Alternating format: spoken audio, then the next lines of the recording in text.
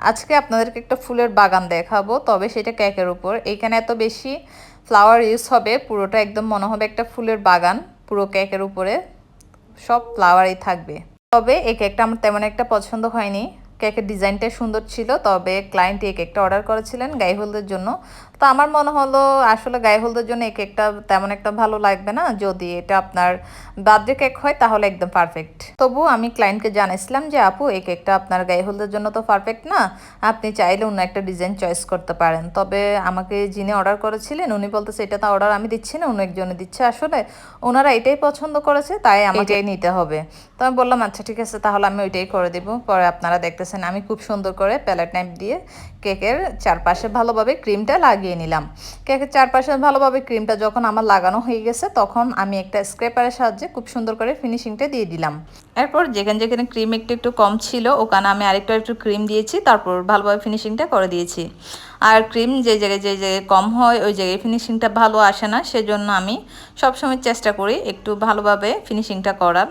যেদিকে একটু কম হয় ওইদিকে আরেকটু ক্রিম লাগিয়ে দিই। তবে এই কেকটার উপরে আমি তেমন একটা ক্রিম দিব না, তার মূল কারণ হচ্ছে কেকের উপরে অনেকগুলো ফ্লাওয়ার হবে।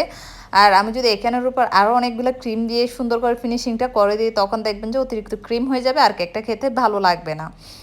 তো সেজন্য আমি মোটামুটি ব্যালেন্সে করলাম সব কিছু। করার পরে তো চকলেট গানাশ দিচ্ছি আমি।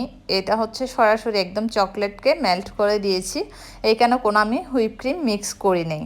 কারণ হোয়াইট কালার যে গানাশটা হয় এটাতে যদি আপনি হুইপ ক্রিমটা মিক্স করেন তখন অনেকটা পাতলা হয়ে যায়, আর আপনি যখন সাইডে দেন তখন গড়িয়ে কেকের মধ্যে পড়ে, বেশিরভাগ ওরকম হয়। তবে এটা রেশিও বুঝে দিলে ওরকম হয় না, খুব অল্প হুইপ ক্রিম দেওয়া যায়, তখন এই ধরনের প্রবলেমটা হয় না। এরপর আমি দিই নাই, কারণ এটা সময়েরও ব্যাপার আছে।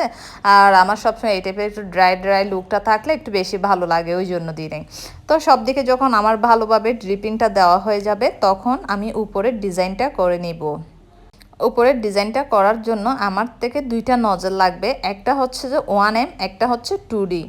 এই দুইটা নজল দিয়ে আসলে সেম ধরনের ফ্লাওয়ার হয়, এরপর দুইটা নজল অবশ্যই দরকার হয় আমাদের লাইফে। তার কারণটা হচ্ছে এই ধরনের দুইটা ফ্লাওয়ার যখন দুই কালারের হবে তখন অবশ্যই দুইটা নজল দিয়ে যদি আমরা না করি এটা কোনোভাবেই করা পসিবল না। তাই আমি সেম একটা 1M আর একটা 2D নজল নিয়েছি। আর দুইটা দুই রকম নেওয়ার কারণ হচ্ছে এই ফ্লাওয়ারগুলা দেখেন করার পরও অনেক সময় একটু গ্যাপ থাকে, ওখানে আপনারা যদি স্টার ফ্লাওয়ারগুলো করেন তখন ভালো লাগে। তো আপনার যেটা 2D নজল ওইটাতে স্টার ফ্লাওয়ারগুলো হয়, সে কারণে আমি পরে এই 2D নজলটা নিয়েছিলাম। আসলে স্টার ফ্লাওয়ার শুধু এই কেকে না, অনেকগুলো কেকেই প্রয়োজন হয়। আমি সর্বপ্রথম নিয়েছিলাম 1M ওইটা। এরপর দেখলাম আমার একটা কেকে স্টার দেওয়ার প্রয়োজন হচ্ছে, কিন্তু 1M নজল দিয়ে ভালোভাবে হচ্ছে না, ওই জন্য আমি আবার 2D নজলটাই নিয়েছিলাম। তবে দুইটা নজল দিয়ে দেখেন এত সুন্দরভাবে এত নিখুঁত করে ফ্লাওয়ারগুলো হয়েছে যে দেখে বোঝাই যাচ্ছে না যে দুইটা দুই ধরনের নজল ছিল। আর আপনারা যারা বেকিংয়ের কাজ করবেন অবশ্যই দুইটাই নজল রাখবেন, তার কারণ হচ্ছে কি এই ধরনের কেকগুলো আমাদের প্রায় সবারই পড়ে, তখন যদি দুইটা নজল না থাকে ইনস্ট্যান্ট আমরা একটু ঝামেলায় পড়ে যাই। এরপর আমি কেকের নিচে যে বর্ডারটা দিব ওইটা দুইটা কালারের হবে। আর দুইটা কালার একটা নজলে আমি কিভাবে করেছি ওইটা আপনারা দেখেছেন। প্রথমে দুইটা কালার একসাথে আসে নাই, তাই আমি একটু হালকা করে ক্রিম চেপে ফেলে দেওয়ার পরে দেখলাম কালার দুইটা সুন্দরভাবে আসতেছে। আর কালার দুইটা আমি কিভাবে নিয়েছি ওইটা আপনারা তো অবশ্যই খেয়াল করেছেন।